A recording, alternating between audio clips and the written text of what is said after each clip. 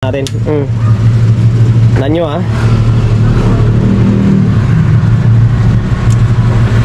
naka normal mode siya, naka power, wala namang protect, wala namang clip o ano man. Pero may nakakabit na speaker na ito o yan, may nakakabit na speaker na, may nakakabit na audio source. Itong cellphone natin naka full volume na. Bumalik siya, full volume natin. Ayan, tingnan nyo, walang audio parehas. Walang audio, wala man lang signal indicator or nagsisignal, wala. Bali, Kevlar na professional Swistek. Kevlar na professional power amplifier X-Over. Yan, TX400S model. Ayan, yung may-ari nito ay yun din yung may-ari ng ginawa natin ng Kevlar na JX7000, taga North Caloocan. Kalimutan ko na. Shoutout, and then maraming salamat sa pagkakatiwala mo ng unit mo rito sa akin, sir. Bali, ang issue nito nung dinala ito sa akin, maraming sinabi sa akin si sir, pero wala akong natandaan. Kaya ngayon iti-testing natin, or tinisting ko na. Walang audio Ayan naka-plug in na yun doon. Nakasagabal yung helmet natin. Nanyo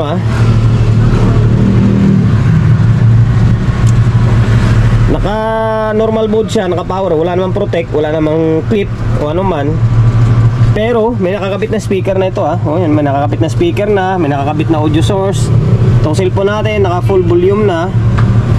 Bumalik siya, full volume natin. Ayan, tingnan nyo, walang audio parehas. Walang audio, wala man lang signal indicator or nagsisignal, wala. Ayan, bali first time ko palang gumawa ng itong klaseng unit. Parang sinlakisan ng LX20, LX10. Okay, TX400S na Kevlar professional power amplifier. Okay, walang audio. Okay, so ngayon baklasin ko muna itong takip nya, and then para makita natin yung laman loob nya, tapos matroubleshoot na natin. Tinanggal ko na yung takip, and then ito yung laman loob nya. Pahaging portion muna tayo. Hindi ka ano makita to sa GoPro natin, sabihin ko na lang yung supply nya ay 66066. Class AB lang pala ito. 66066. Parang sinlakas siya ng LX20. Si LX20 680 halos sinlakas ng C20 ay LX20. Kaso lang parang mas marami yung output nito. Kasi 1, 2, 3, 4, 5. Pero 4 pairs lang din naman siya. Kasi yung isa dyan is nasa drive Parang LX20 4 pairs din yung LX20. Ayan, tapos 2, 4, 6, 8. Yun, nilamang na sa main capacitor.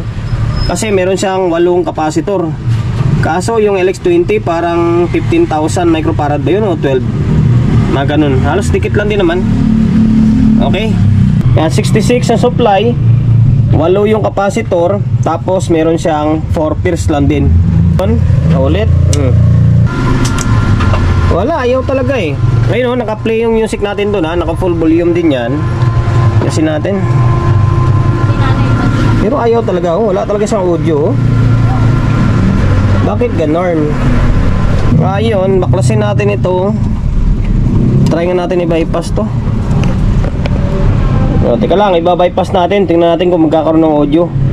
Kapag nagkaroon ng audio, ay sira yung control. Pero pag wala pa rin, maaari dito sa may input buffer ang problema, or dito sa may amplifier. Pero nag-check na ako ng bias Pakita ko nga muna sa inyo. Masyado tayong excited.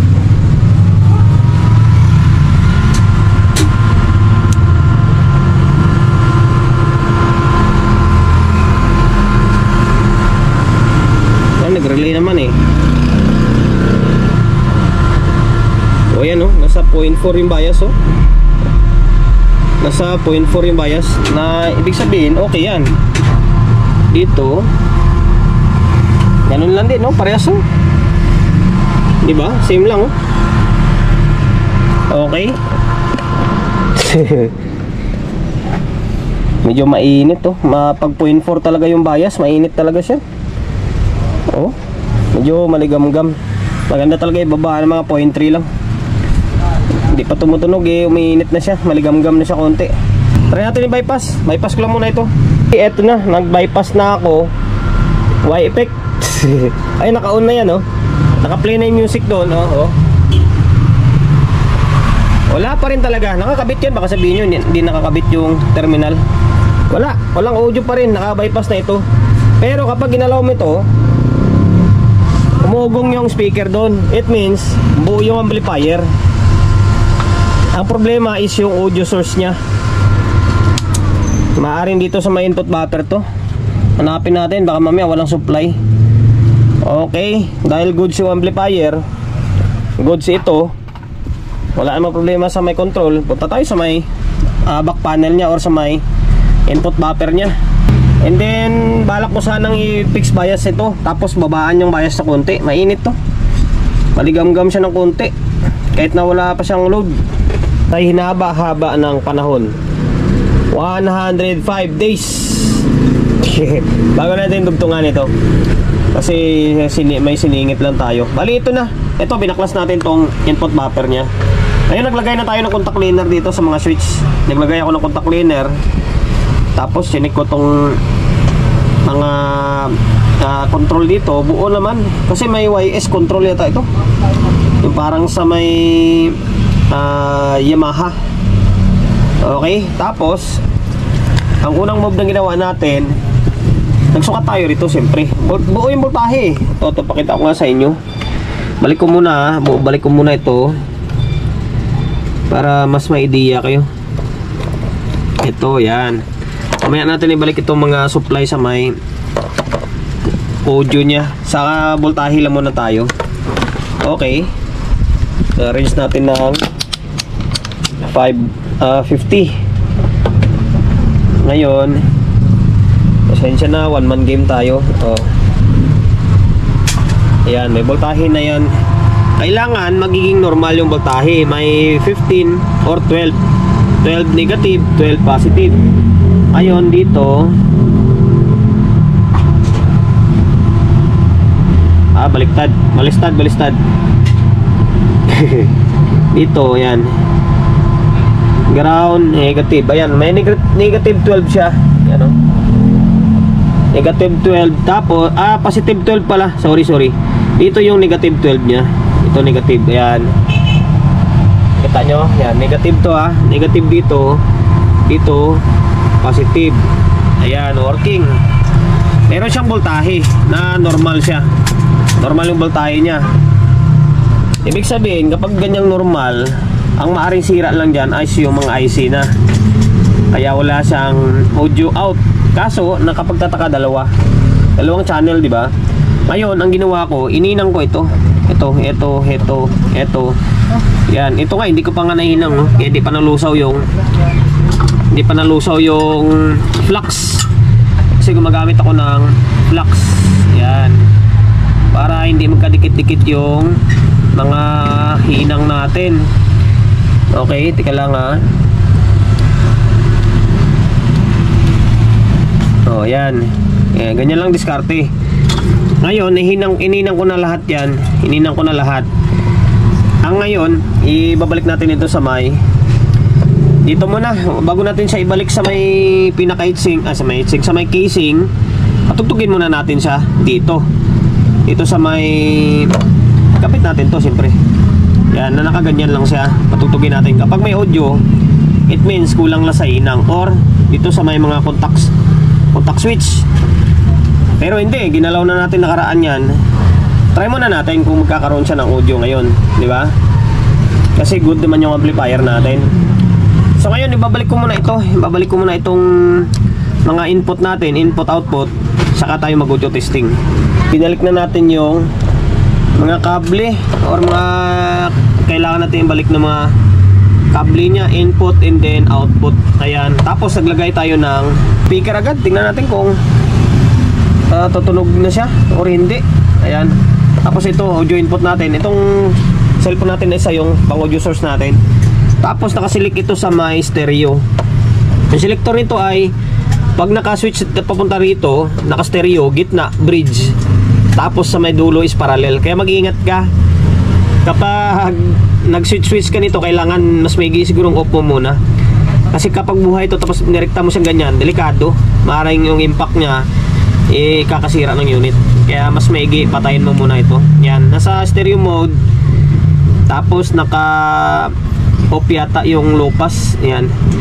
Tapos ito naman sa may ng ano to, basta kalimutan ko, tingnan ko muna. Basahin natin. Bypass, high pass, low pass pala. Yan, ito bypass. Pag naka-switch sa gitna, low pass. Pag sa gilid, high pass. Okay, naka-bypass lang muna tayo. Naka-bypass muna tayo sa may crossover niya. Ayan, bala ka dyan. Ayun, nag-relay na. Tignan natin kung may audio siya. Okay. Ayan audio na siya Kailangan lang initin. Ito wala. Ayun. Wala lang pa yung tugtog natin sa cellphone. Ayan dalawang channel Meron na. Medyo madilim lang kasi gabi ngayon dito. Walang flashlight yung GoPro natin. Wala ang flashlight yung GoPro natin. Meron na. Working na Ito, channel 2. Diba? Ayun, try natin switch na may low pass. Okay lang naman to kahit di ko na i-off to. Ako kasi naka-bulb naman ako. Try ko lang. Yan. Ito pa. Yan. Natin kung anong mangyari. Meron pa rin. Naka-low pass yan. Naka-low pass. Dalawa. Halos wala na kayo marinig na tunog. Halos wala na marinig. Ngayon, i-switch ko naman siya sa may high pass natin. Ito, sa pinakagilid. Okay. Yan. Medyo maboses siya ng konti. Okay, meron na. Hinang lang yung katapat niya. Hininang lang natin. Tapos naglagay lang tayo ng contact cleaner sa my switch niya. Nagkaroon na. Samantala, inuwi ko pa sa bahay yan. Inuwi ko pa sa bahay. Okay. Ngayon, ito 20 natin Ito 20 natin para sabi na okay na talaga siya. Mag-ingat lang tayo dahil konting mali natin kakadisgrasya ng unit, lalo naka 20 na tayo. Ayan. Bala ka dyan.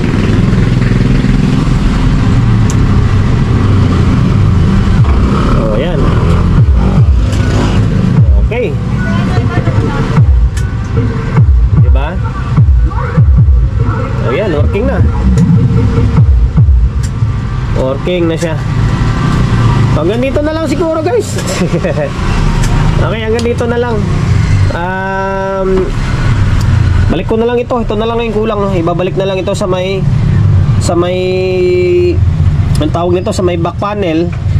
Ito tornilyo na lang yan. Tapos ito, papasadahan ko na lang ng linis ito kasi medyo marumi na Yan, alangan na may isasama ko pa sa vlog natin yan Hindi sayang lang oras. Hindi, i-skip nyo lang. Ang ganda ng control nya, meron langis. Oil base na lang na control. Ayan. Sana nakapagbigay idea tayo sa mga kapwa natin technician na medyo bago-baguan lang. Take note medyo bago-baguan lang. Sa mga veterano, tawanan lang nila yung ganitong klaseng content. Kung paano i-repair kung sakali yung Kevlar crossover na professional power amplifier na TX400S na ma-encounter nyo na wala siyang audio, both channel 1 and 2. Nalay nyo, pares tayo ng trouble, di ba? Buo yung amplifier, buo yung 1 and 2 na amplifier. Ang problema is dito sa may input buffer. Tapos buo rin yung control. Yun lang, baka kailangan lang i-contact cleaner yung mga switch and then hinangin nyo lang. Minsan kasi natutulog yung mga hinang-hinang Yan lang ginawa natin, hininang lang natin yan. Naging okay na siya. Ayan. Sir ng taga North Caloocan, bali okay na. Maraming salamat sa pagkakatiwala mo ng unit mo rito sa akin Okay na yung amplifier mo, may audio na siya. Promotion bago tayo magtapos, syempre shop natin 8 AM to 8 PM yung shop natin. Solid G Electronics Repair Shop. Ayan.